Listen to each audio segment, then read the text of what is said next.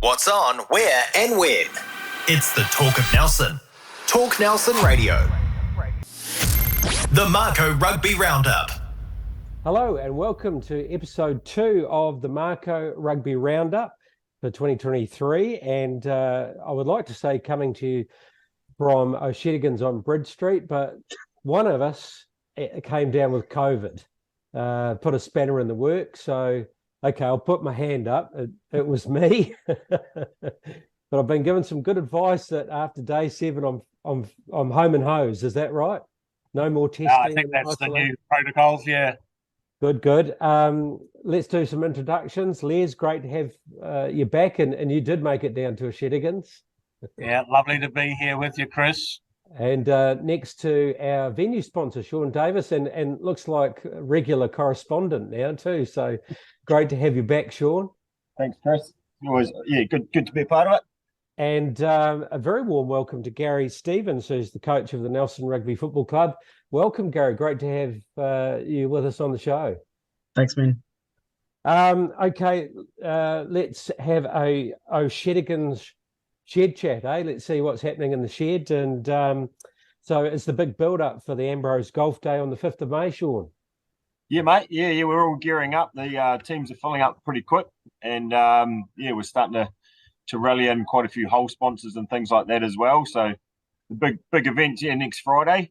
So I think we're all pretty much organised. We've still got a few spots left. If there's some last minute teams that are keen to join in, they can get hold of us on our Facebook page, and join us up at the Waihi Takaro Golf Course for a bit of a hit round next Friday. Yeah, I've got a team in there, Chris. So I'm looking forward to having a whack up the Waihi. Yeah, and Sean, how's your dancing going? We know he's in Dancing for a Cause. So how was your practice this week? Yeah, thanks, Les. Look, my golf would be better than my dancing still, but optimistically, with about a month left of training, opportunity left to go, we managed to just about complete the dance for the first time last night. Yeah, didn't quite get there, but we got pretty close without stuffing it up. So, listen, I've got about 4 weeks, 12 trainings. My dance partner and coach are confident. I'm still not as confident, but yeah, definitely improving a lot quicker now than we were at the start. Yeah, great stuff. And of course, the Ambrose Golf Day is raising money for Dancing for a Cause as well. Exactly. Yeah. So it's all in the name of Nelson Tasman Hospice, which, as we all know, is a pretty crucial service for the area. So it's great to be a part of it. And look, we're just flat out fundraising and trying to learn how to dance, cram it all in the last month, and hope for the best. Yeah, the cool thing is, Chris, the event's sold out. The actual event at Trafalgar Centre. So that's very good for Nelson Tasman Hospice. But Sean, I believe people can still contribute to the cause. Yeah, for sure. Yep. It's all set up on the Dancing for a Cause website. You'll see myself and the other 9 contestants, I guess you call us, on there, and you can log in there and make donations straight to hospice in the name of learning to dance. Good stuff. Well, we're going to certainly be looking forward to the performance, Sean. That's for sure. Let's turn our attention to rugby, Senior Men Division 1, Round 4. And Les, what's the lineup for this weekend? So what we've got going on this week, on Friday night at Trafalgar Park, Gary Stevens Club Nelson are hosting Waimea Old Boys. So that's at 7 p.m. Friday night. And then on Saturday, also on Trafalgar Park, we've got Marist hosting Stoke. Kahurangi have the bye in Nelson Bays. And over in Blenheim, it's the final of the Marlborough Rugby Sub-Union round. So Central are hosting Waitoi, 3 p.m. at Lansdowne Park. Wow, okay. So see if Central can do it again. Interesting, we talked about daytime rugby last week, and now we've got a very special game, 7 o'clock, Trafalgar Park. So a Friday night game. That's a good initiative. Yeah, I'm sure Gary's really pleased because he would have pushed for that. So, Gary, you want to tell us about Friday night? Yeah, Friday night footy is bloody exciting. I think particularly when the senior teams involved can get that weekend off and support the juniors the next day and have a bit more family time. I think it's a great initiative. I think we should be doing more of it, to be fair. Yeah, and so what it does, of course, is it frees up the park for 2 games on the weekend. Yeah. And yeah, it'll be great. So looking forward to a fine Saturday. I haven't looked at the forecast, Chris, but I'm hoping for a fine Saturday. So that Marist too can have a run around on the hallowed turf. Around the community, did you guys get a chance to watch any games on the weekend? Les, how'd you get on? Yeah, I went over to Cook's Reserve Rewalker, watched Marist women play Kahurangi women. It was a really good game of rugby on a beautiful day, a big crowd. I have to say they were there building up for this game and then into the main game, which was Kahurangi versus Nelson. But in terms of the women's game, unfortunately, uncontested scrums, which took a bit of the firepower out of the Marist team, but 3 tries each and only a very good angled conversion for Kahurangi won them the game 21-90. And Gary, you managed to catch a game as well, is that right? Well, yeah, we played straight after that game at Cook's Garden, so yeah, no, it was a good even contest, to be fair. I mean, we Kahurangi ran away with it at the end, but that was more around our current depth at the moment. We've been struggling with numbers in the forwards, just a lot of guys that are working and still relocating to the region. I think most clubs are in the same boat. Everyone thought we had a little bit more time before competitive rugby this year, but with the changes to the club numbers and everything, the schedule changed. So, but look, it's still great. The boys are out there playing good footy and they're loving it. So, yeah, no, we started off really well. Had a good hour of rugby, and then then that was when it fell off for us. But Gary, let's say you're building up, aren't you, for the Tasman Trophy? You're using these sub-union rounds to get your squad up to speed, and your aim is to have a real good crack at the Stuffed Tasman Trophy. Yeah, that's right. I think we're just trying to build a nice competitive squad, so we do into the Tasman Trophy at a good clip and a good level, ready to go. So yeah, exactly that. Okay, I'm impressed with your side. Let's have a look at tips then. Putting the pressure. So Nelson versus Waimea Old Boys, and Les and Sean, what are your thoughts on this game? I think I've seen enough of Gary's squad to think that they might get there this weekend and get their season underway. I think, like Gary touched on, there's definitely 60 to 70 minutes of pretty top level rugby in there. So I think they're not far off, and I think they'll get up on Friday night. Les? I'm in agreement, actually. I just think that the size of the Nelson team, especially in the back 3 and at number 12, their captain Mataroa Maui is a fantastic rugby player. I don't know where he's going to play at 12 or 15, Gary, on Saturday, but this back line that Nelson's got is big and fast, and if their forwards get them parity with Waimea Old Boys, I think they'll get their first win of the season. There you go. Looking good for Saturday, Gary, but I won't put the pressure on you for that tip. But let's talk about Marist versus Stoke. And, geez, this is a big one because it's a mid-table clash and both will be trying to, push for the higher placing. So let's ask Sean and Gary on their thoughts because there's a bit of bias with Les, with Marist there. So Stoke been travelling pretty well as well. So what are your thoughts, Sean? Yeah, look, I think this is going to be a pretty exciting game, and I'll make sure I'm down there on Saturday for this one as well, hoping for some sunshine and a bit of free running rugby. Stoke have been, not too much of a surprise, but a bit of a surprise in a way that they've performed this season.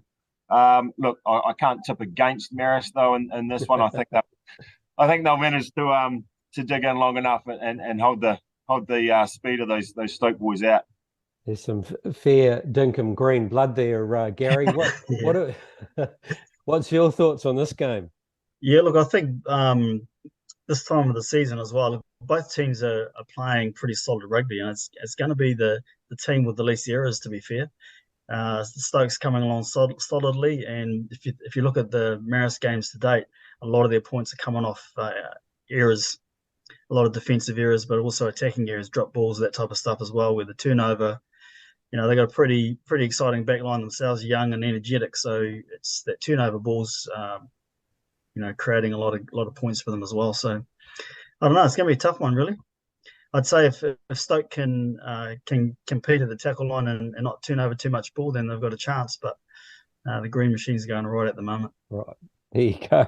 Okay. It's a big game for one of the Marist players, Te Stevens, who's played 99 games for Marist. He's played for New Zealand Sevens. He's played for Nelson Bays, and he's going to run out for his 100th game for Marist. So the boys will be up to try and do something special for him. Good stuff. All right, senior women round 3, and what's the lineup looking like there, Les? Well, we've got Waimea Old Boys at Jubilee Park hosting Kahurangi, and we've got Marist travelling over the Whangamoa to play Wairau Wahine at Awarua Park, Spring Creek. Okay, and looks as though, again, Kahurangi doing quite well, Marist doing quite well, and Wairau's got a point, so they'll be wanting to at least double that, that's for sure. Yeah, look, I'm with you. I think that the big game, the closest game, is going to be at Jubilee Park. Kahurangi are pretty impressive. Waimea Old Boys, they got themselves a win last weekend. So that's a really entertaining game for the fans to get to. For Wairau Wahine, an opportunity for them to get their first win on the board, given that Marist are going to be on a 2-hour bus trip over there. So, I wish all teams well, because this is a really important competition that we allow these 4 clubs to develop their young players so that the future of female rugby in our region can become stronger.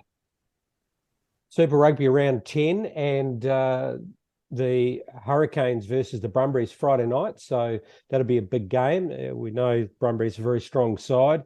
Waratahs versus the Highlanders also Friday night, and so another tough one for the Highlanders because they'll be away. And Fijian Drua versus the Blues on Saturday, home match for them, so that could be interesting. Moana Pacifica versus Rebels, also a home match for them, so again another interesting match. And then the big one, Chiefs versus the Crusaders, 7:05 p.m. And the Reds versus the Force. So the Force travelling away there. So our tips, boys, how are we going with the Hurricanes and Brumbies? Hurricanes at home. I'm picking a win there for them. Yeah, I'll support you on that.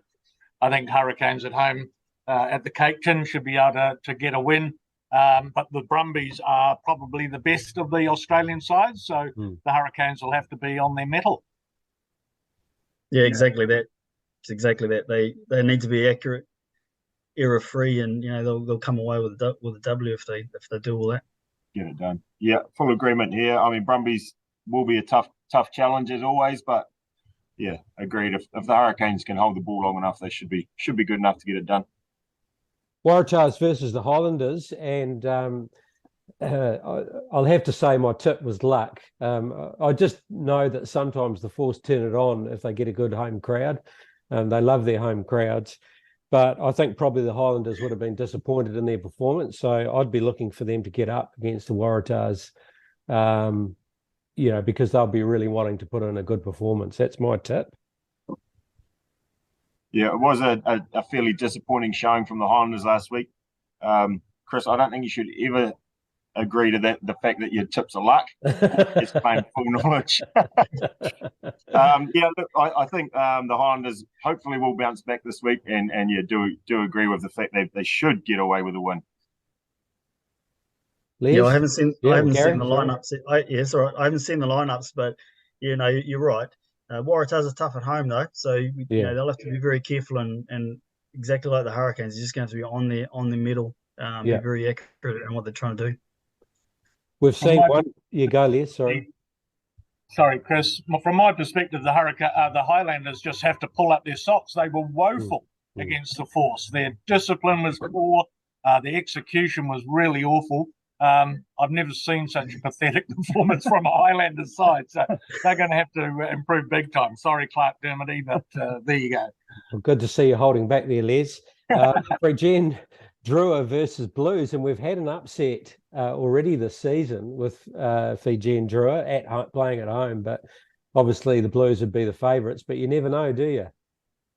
No, that's right. The sweating on the ball and the humidity in the air makes playing rugby in Fiji very difficult. So, yeah, this will be an interesting game. I think the Blues should prevail, but, yeah, don't count out the Fijian Drua, because once that big crowd of theirs gets behind them, anything's possible. Yeah, they definitely go up a step at home. The energy of that crowd looks like, party mode most of the time. But, yeah, I do agree. I think the Blues should again get there. I did tip against them last week, so I won't do it twice in a row. Moana Pacific. Go Gary, sorry. Sorry, mate. I just think everyone forgets that rugby's in their blood. It's they every break, every lunch, every morning tea, before school, after school, they're running around on the bloody grass or the coral or wherever they are with a rugby ball or a sock or a can, or they use anything for a ball over there to play footy. So they're it's in their blood. So they're really tough to beat at home. And it should be a good game in Moana Pacifica too. Thought Rebels obviously played well last week, but they've got to travel away, and Moana Pacifica again will probably rise to the occasion at home. Yep. I'm not sure if the Rebels can get up travelling away. They seem to be a home team. I'm really hopeful that Moana Pacifica get their first win. This is a big opportunity for them. Yeah, agreed. I think it's a game that Moana Pacifica would be targeting, and home support. Let's get behind them and give them a chance to get a win. What do you think, Gary? They would have been picking their games throughout the season, saying which ones we're going to focus on. This would definitely be one that they'll be going hard at. So I certainly tip Moana for this. I'm going to come back to the Chiefs and the Crusaders, but the Reds versus the Force, and both have had in different form. The Force will be buoyed by their performance last week, but they've got to travel away, and the Reds are always pretty strong at home. Yeah, I talked about the fact that they didn't seem to have a 9-10, the Force, and I thought their number 10, Bryce Hegarty, was very, very good last week and ran the cutter very, very well. So that helps. Tony Lewis, the CEO of the Western Force, was listening to us last week, and he did suggest that we shouldn't be so down on his team. So I'm going to support you, Tony. I'm going to go for the Force to win against the Reds. Nice, Les. Yeah, I know Les just heaped a heap of blame on the Highlanders last week for being woeful. But I think I saw enough in the Force to show that they probably won that game regardless of the Highlanders' efforts. So I think there's enough in there, and I won't tip against them twice, so I'll go with the Force as well. Yeah, I'm always interested in how a team reacts to news around their coaching staff. I think the Reds, they'll either have a point to prove or not. So I think the Reds might go hard this week. There we go. Because it is their first game, isn't it? Since Brad Thorne announced that he wasn't going to be their coach next year. So that's an interesting take on this one. Yeah, I often gets a bit of a reaction when you get news like that sometimes. And the big one, Chiefs versus the Crusaders. Chiefs at home. Couldn't call this. I mean, I don't think the Crusaders would have been overly completely happy in Melbourne.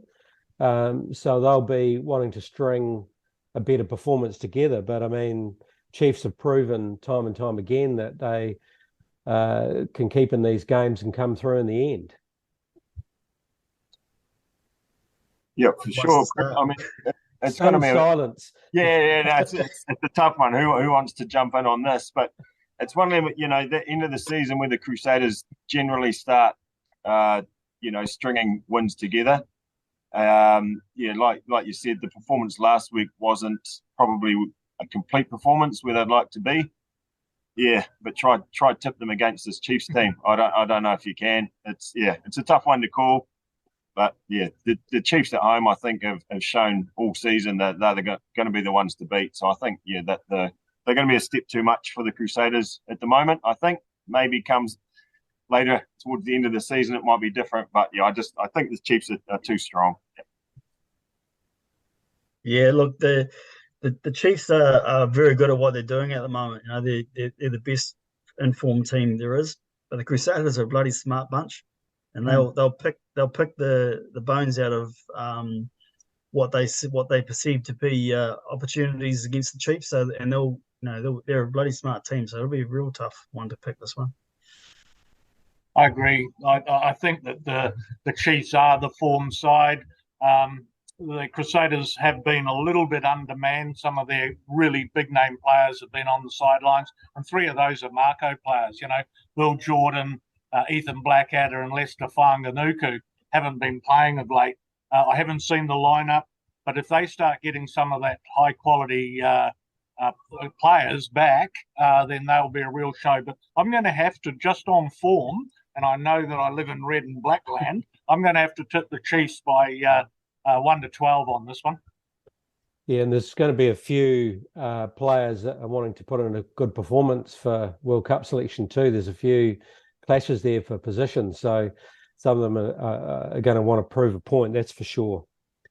Okay, thank you, gentlemen. You're with the Mako Rugby Roundup. Our very special guest is Gary Stevens, who's the coach of Nelson Rugby Football Club. A very warm welcome to you, Gary. And Gary, tell us a little bit about your background, family and growing up. Where do you originally hail from? Yeah, I'm from up the Coromandel, born in Thames. Family had moved. Yeah, the family had moved up from the east coast around Tikitiki, Te Aroa, but I was born up the Coromandel way. So yeah, look, we went to start off my primary school out in the Herricote Plains, and then once the other siblings started coming along, I was whāngai to the grandparents, though, which was traditional in our time, in our generation, that the oldest would go off to the grandparents and learn how to live off the land and fish and hunt and do all those things. And there was a few cousins that went through the grandparents and did it that way. And I pretty much stayed with them from 6th through to first year of college. My first year of college at Thames High School, and then went back to the parents and finished my schooling at Herricote Plains College out on the in Ngāti area. So not a bad place to grow up. It was a very upbringing. Yeah. No, not at all. No. Up that Thames coastline, stop anywhere and get a feed. Yeah, so it's pretty good place to grow up. Yeah, exactly. So you mentioned the military. How did you, or at what point did you find yourself in that area field? Yeah, so when I was at Herricote Plains College, a lot of the work streams back in Thames Valley and around those areas was obviously farming, a lot of high farming, or fishing. So a lot of fisheries jobs out of Thames off the Firth. So wasn't really my cup of tea, and I had a lot of friends and family as well that were in the plumbing business. So I always kind of wanted to do an apprenticeship in that field. So it was pretty tough to find something of that in those areas up that way. So one day the army recruiter came to school, and I was probably trying to get out of some class, maybe science probably, and then and so we went along to this thing, and they said, we've got apprenticeships, we can get you in there. And so applied, and within 2 or 3 months they sent out a letter inviting me to join. So in those days we had the regular force cadet school, which was you could take in under 18, so 16, 17-year-olds. So I joined at 16, so accepted at 16, and went through to Wairau for a year. So, mate, that's, if you ever want to enjoy a full range of weather, Wairau's the place. But it was a good upbringing through going through that type of stuff, and then ended up in Palmerston North at the School of Military Engineering where I started my apprenticeship. In plumbing? Yeah, in plumbing, gas fit, and drain laying. So you have in the army, you have two roles. So you have a civilian role, or a role that's most going to benefit civil aid tasks, helping out after cyclones and all that kind of stuff, which you see the military doing all the time. And then you also have a military role. So as field engineers, a basic description of a field engineer is they build everything and then they get to blow everything up. They get to destroy everything as well. So first one's in, last one's out type of thing in the scale of war. So it was a pretty good lifestyle. So that was 1986 through to 95. So 2 years in Palmy. Where rugby fit in was did a little bit of work. I did a little bit of rugby with Linton Military Camp, but straight into College Old Boys in town, Palmerston North. So played in there for 2.5 seasons in there with actually. So this young man just joined Kaharangi, their 10, Stu Cruden. So his dad, so Stu Senior, was at the club. Stu and Snow, his brother, and a lot of those great Manawatu players, Dave Gosling, Jimmy Bryson, all those guys were hanging out at College Boys. So it was a bloody great era to be involved with club rugby in Manawatu. Actually made it through the Manawatu squad, 93, under Ian Snook, but the military had bigger plans for me and sent me down to Burnham. So didn't get to play any NPC games for them. Did a lot of their pre-season stuff and build up and that. But did you end up playing for the NZDF? And then So played in Army days. We had an under-20 side and then we had a senior side as well. So played for both squads. Toured Australia, played 3 tests against Australia. So they gave us. Well, we assumed test status because of during the war, the Army teams were a national side, so we kind of get to play tests against other militaries. So it's bloody good. Combined services as well later on with Army and police. Is that where you got your first taste and liking for coaching? No, I think coaching came a little bit later. When the reason I ended up in Nelson, I was in the army with a man you all might know is Murray Henderson. So he was my troop sergeant. So Murray was in Manawatu also. He was the captain of Manawatu when I first arrived there, and then he went on down to play for Canterbury, and then I got posted to Canterbury. So again, we played for the same club, Mirabel, which unfortunately don't have a senior program anymore. They haven't had one for quite a while. And he got out and moved here to Nelson Bays, and he was part of the promotional era from 3rd division to 2nd division back around those 93 days. Yeah. And he was involved with the Nelson club. So that's the connection why I'm there as well. So, and I'm one of that generation where you go to a club and you just stay at that club. So Manawatu, I was at College Old Boys. When I was at home, played for as a youngster a club called Huimai, which don't exist anymore. Teams, I think, it's only got one club now, which is all picked up all the other 3 or 4 clubs that were around, have all combined over the last 3 or 4 decades, and now we're all just one club up there. And Mirabel down Christchurch and now Nelson here. So it's been a bit of a journey, that's for sure. But coaching was when I came to Nelson. Was I guess starting to appreciate. And I think I talked to a lot of players of my age, and that we always reflect on when rugby actually made sense, because everyone, even now, even all these young boys running around thinking they know everything, and to an extent they do. They get a lot of technical and tactical understanding from all these high performance programs and everything as well. But they'll have one day they'll have an epiphany. And mine was about when I was about 26, 27. I just sat there and I was watching a game of rugby, and all of a sudden I thought, okay, well, that's why he's doing that, and that's how that happened, and that's why that happened, and all of a sudden everything just started to move around in the head a little bit differently around how I viewed the game. So that was probably when I was more interested in coaching, was probably around that age, around that 26, 27. Yeah. Now, your coaching story is quite interesting because you've had a pathway here locally with the Mako in various areas. You've also been overseas, that's right. Ireland, Scotland, Netherlands. Tell us a bit about that journey. Yeah, well, actually, my first coaching gig was I was obviously helping out at Nelson as a player coach, and then coaching.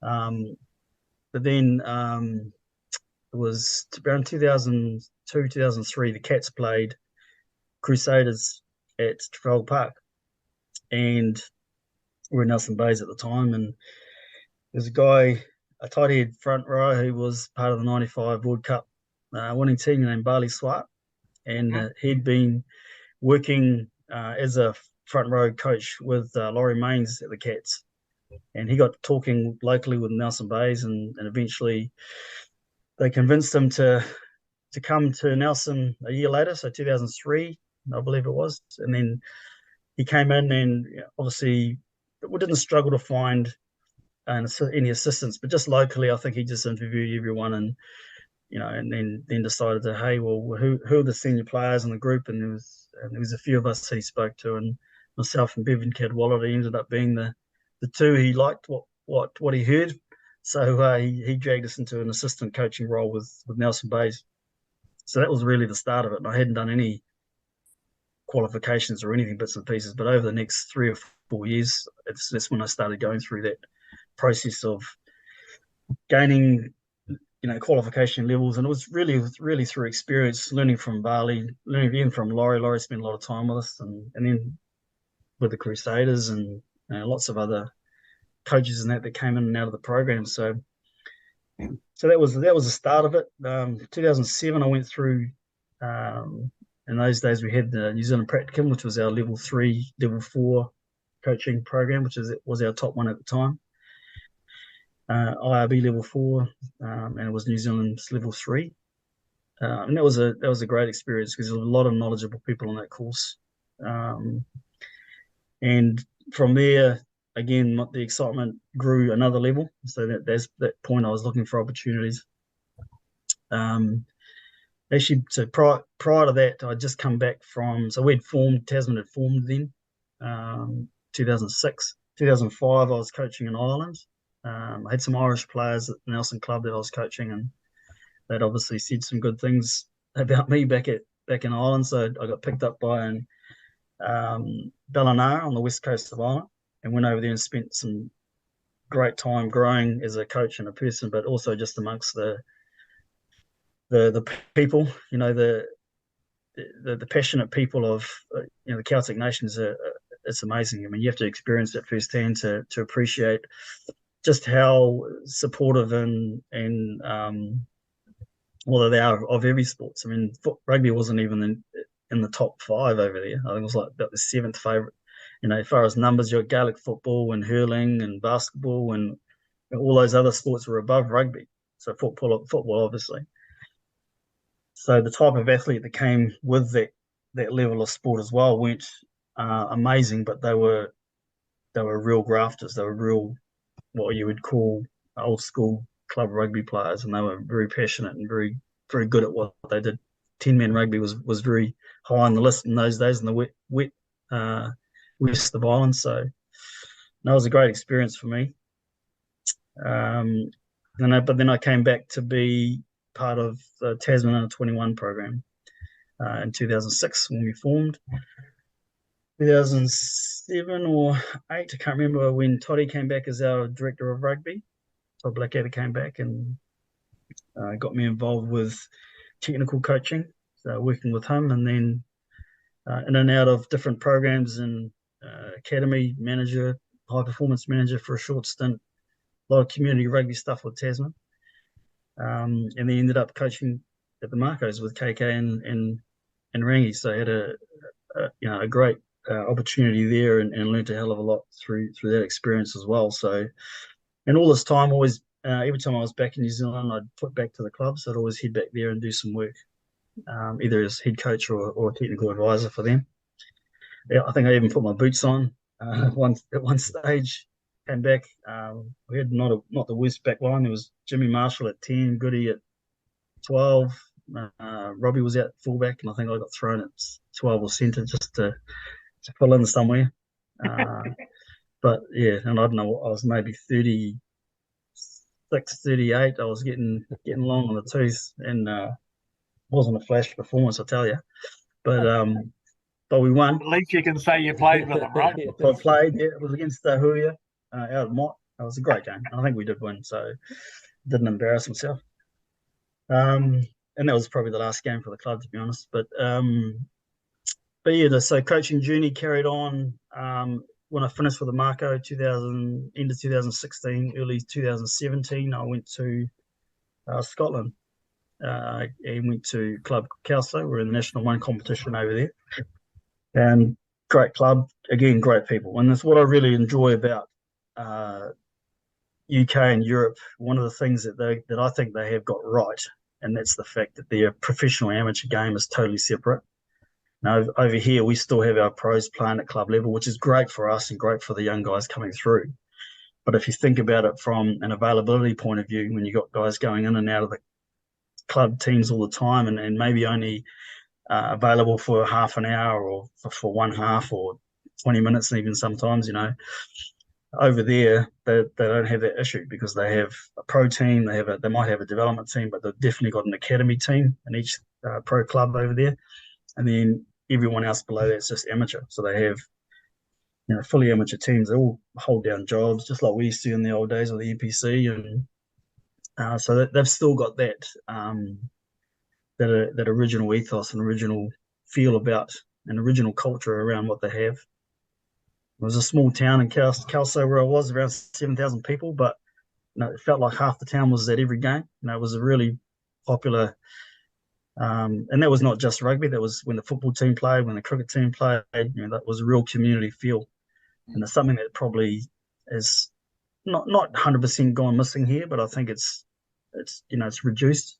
I don't think but that's the era of TV and social media and apps and everything. Everyone gets to sit on the couch and watch. But even though they can do that over there, they still just rock down the club, and which is great. Well, I think our clubs are now realising that they've got to do something in that area. And your club, Marist, all of the clubs are realising that they're actually a hub of the community and are doing good work in getting people along to follow a bunch of local lads. So it's really important.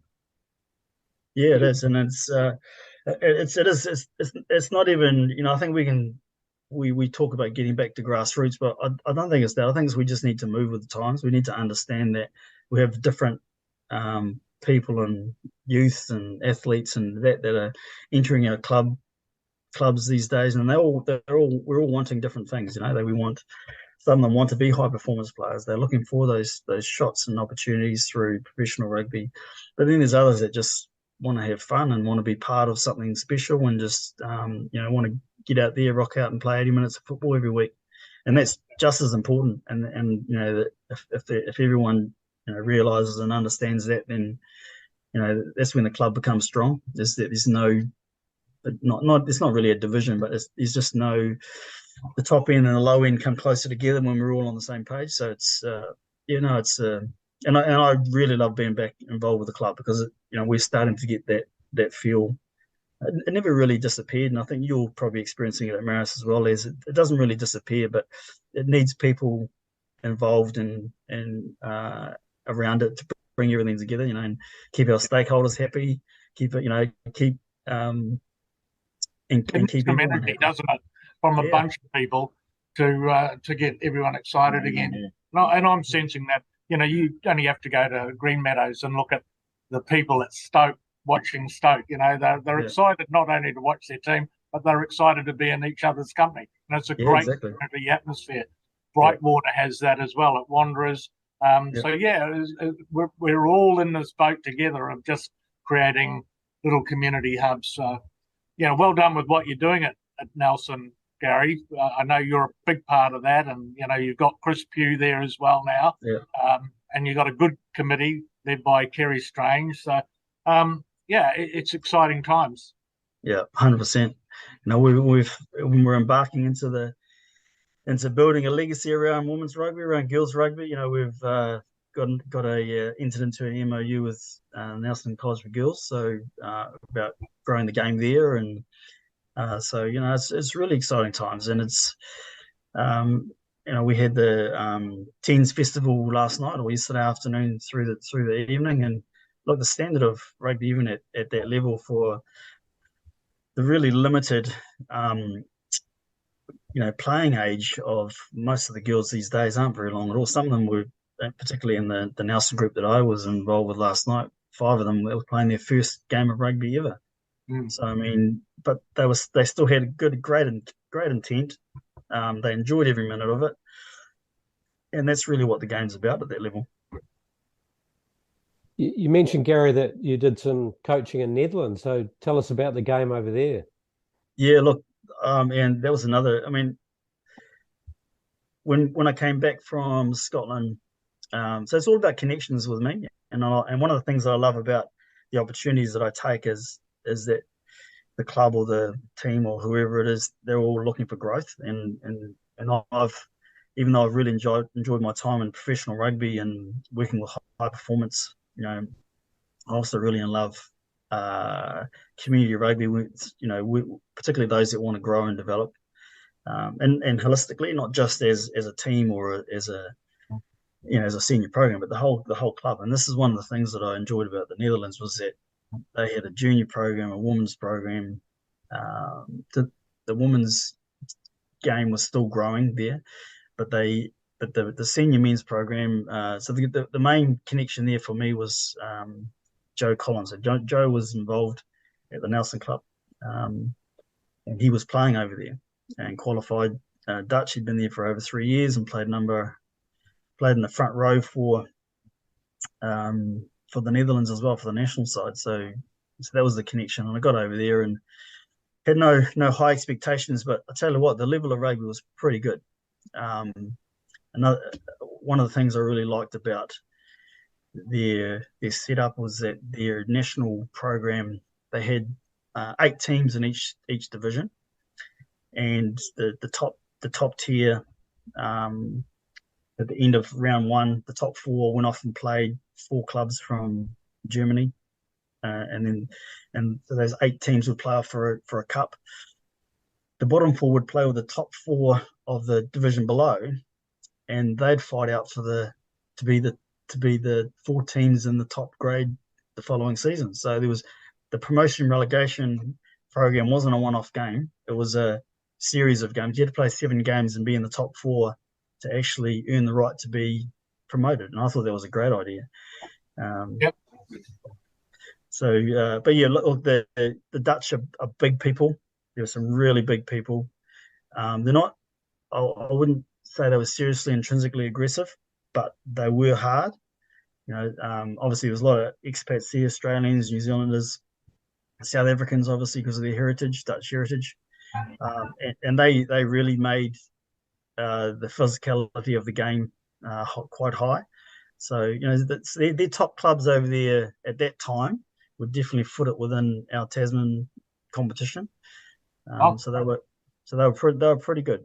The bottom ones wouldn't, but definitely the top 4 would give us a good run. That's for sure. They may not be better than our teams here, but they would definitely be very competitive. Be competitive. There's a young Dutchman playing for the Highlanders, of course, Fabian Holland. That's right, Fabian who's Holland. A big raw-boned lad that everyone's got their eyes on. Yeah, exactly. The Dutch version of Anton Segner. Yeah, exactly. It's quite remarkable that they do. They are developing very good talent that are looking for pathways elsewhere. Yeah, 100%, and that's so the Dutch rugby's grown over the last 4 to 6 years. Now, Germany always used to be the strongest side in that European 2 group. Now the Dutch they finished first maybe 3 years ago now, and so they've climbed up the table. It might be 24th maybe 24, 25, 26 in the world now, which was quite a big jump up for them. So, Absolutely. Yeah, and they've got a big hairy goal of qualifying for a World Cup, just like everyone else has at that level. So, but they've got, the thing is that they've probably got the motivation to get there. So, Gary, you're coach of the oldest club in New Zealand. So what a history and what a past it has. And can you tell us a little bit about the past and what you look at in the past, the present, and what you see for the future? Yeah, 100%. Look, we always talk about who we are. We have to understand who we are and where we come from. We appreciate everything that's been before us, because a lot of the people that are still involved with our club have been guys who've been involved with our club for a very long time. Kiri and Pewey have been involved with the club for many decades. So, and that's not always common around the traps. You know, you get a lot of young blood, a lot of young motivated blood coming through into clubs. So it's not always common to have people that can share their experiences and have been around for a long time. And I've been here since '95, so I'm getting along in the tooth too as far as involvement's concerned. But we all have the club at heart. We appreciate our past. We know that we have a strong legacy, obviously being the oldest club. We know that the game started here in Nelson, and we certainly never forget that. We always appreciate that. Where we are at the moment, we're in a comfortable spot as far as our on an upward trend. We're growing our senior program, our junior programs coming through, and now we started the girls program. We're trying to grow some sustainability and a legacy behind them as well. I think every club's really starting to understand where we fit in the grand picture, underneath professional rugby, and guys like Pewey and Les and the champions of the clubs are actually putting in a lot of great effort into, I guess, thinking outside the square, because sometimes doing the old traditional things don't work in the current business model or current commercial environment that we have. So, yeah, it's thinking outside the square and making sure that we think about the future. And for us, the future is about sustainability, and it's not just about sustainability as far as financial sustainability. We've got to think about our players, where they're going to come from in the future. What does the game look like in the future? We have to start appreciating all these kind of things. And as much as we all look to next door at the Tasman Rugby Union, everyone has a responsibility for that. From the players, from the bar staff, we all have a common goal. So everything that we do we need to look up the tree. We need to not forget about the past. We need to appreciate what we're doing right now, but we need to look up the tree and see what's up there, what that glowing thing that we're trying to head for. I think if everyone does that, and particularly our stakeholders appreciate that everything we do is for the betterment of not just us, but everything around us, then we're all in a good space, to be honest. Thanks very much, Gary. We really appreciate being on the show this week. Very interesting story. It's amazing our rugby community's backgrounds and where they come from, and that was really, really interesting. And we wish you all the best with your endeavours of looking after such a great legacy that is the Nelson Rugby Football Club.